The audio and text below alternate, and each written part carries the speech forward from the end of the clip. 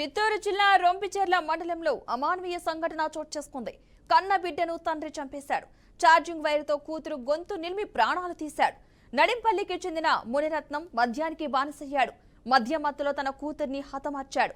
స్థానికుల సమాచారంతో రంగంలోకి దిగిన పోలీసులు హంతకుని అదుపులోకి తీసుకున్నారు.